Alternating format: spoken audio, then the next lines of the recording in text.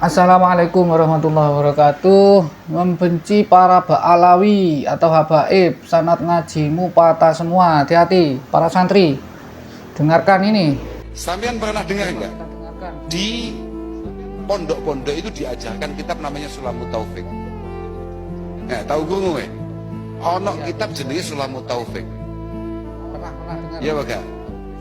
Iku sengahan Ba'alawi nih. Jadi lah montoh santri-santri nganggep Ba'alawi ku gagal, sanadmu patah kabeh. Dan kamu harus tahu semua pondok mengajarkan kitab itu.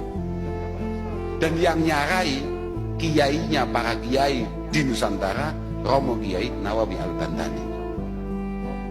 Jadi lah mutuk kowe gagalne Ba'alawi, patahlah ngaji kita semua. Lanjut. Tanggapan UAS pada pembatal nasab atau pembegal nasab ini ya. Coba kita dengarkan videonya. Kita simak bareng-bareng. Monggo. Lama menolak Habib, nanti lama-lama menolak Islam. Ya. Ujung-ujungnya tuh ya ke sana. Maka ibarat makan bubur panas. Ya. Bubur panas itu dia tidak langsung dari tengah karena panas, pinggir-pinggirnya dulu. Jadi dingin ya? Iya, menolak. Kalau sudah orang kehilangan kecintaan kepada para habaib, hilang kecintaan pada ulama, hilang mahabbah, ya lama-lama ketika Islam dihinakan, cuek aja. Hati-hati, ini sedang menggerogoti kita. Maka kita tetap mencintai para habaib, zuriat Rasulullah SAW, mencintai para kiai, para tuan-tuan guru, para ulama. Itulah yang kita tanamkan kepada anak-anak kita. Kenapa Bang Ahmad Ali cinta kepada ulama, cinta kepada para habaib? Karena orang tuanya menanamkan itu. Cerita beliau tentang menimbakan air ya Bang. Ya. Jadi dari kecil kita Menyapu halaman. menyapu halaman, air wudhu dulu ditimba dari sumur. Ya. Jadi kalau ada orang heran sekarang, kenapa Bang Ahmad Ali sayang kepada para habaib, sayang kepada para ulama? Pendidikan orang tua. Sekarang yang menanamkan kebencian kepada para habaib, para ulama yang sekarang ini, lihat nanti 20-30 tahun akan datang gimana anaknya. Nauzubillah, bisa-bisa ateis. Tidak lagi ada mahabbah, tidak lagi ada cinta. Hubungan kita ini kan cinta, kasih sayang, sayang kepada ulama, sayang kepada para habaib, sayang kepada agama. Kalau ini kita tidak tanamkan, nauzubillah, bisa ateis anak kita. Terakhir Ustaz, pesan kepada orang yang masih ragu kepada kecintaan terhadap habaib Ustaz. Ya, belajar.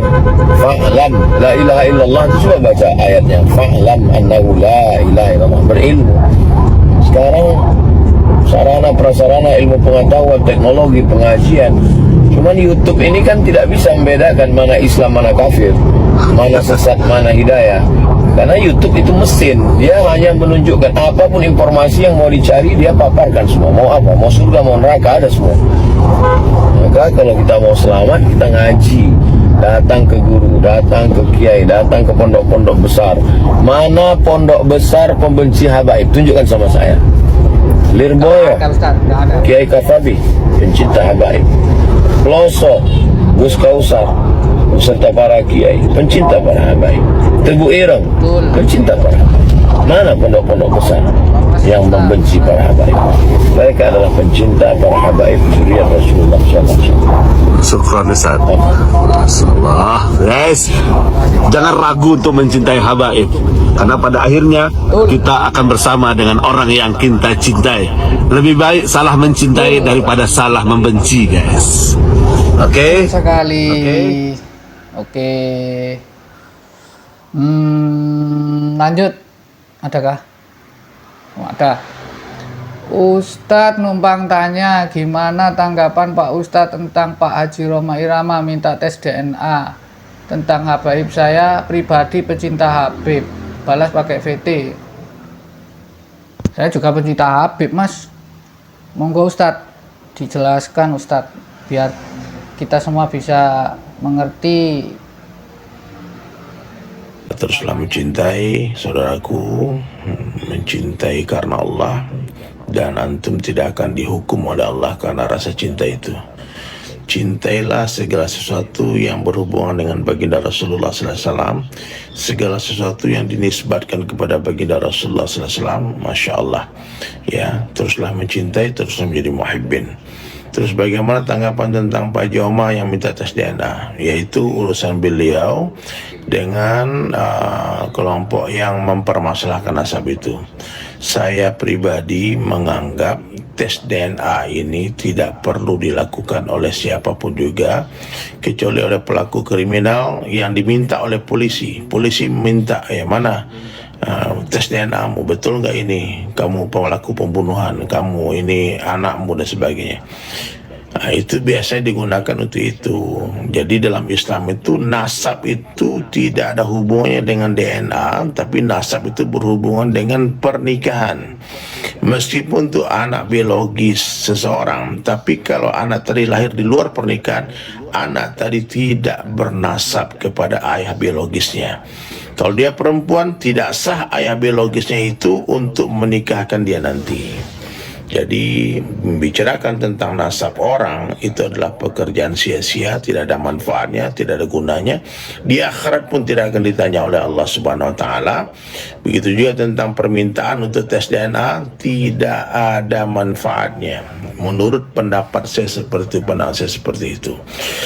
Alangkah baiknya kita fokus dalam memperbaiki diri kita masing-masing, ya, memperbaiki iman kita, ya, membicarakan tentang kebesaran Allah, mempelajari tentang kisah Rasulullah SAW, sirah nabawiyah, membaca kitab Hayatus Sahabat, menceritakan tentang kemuliaan para sahabat.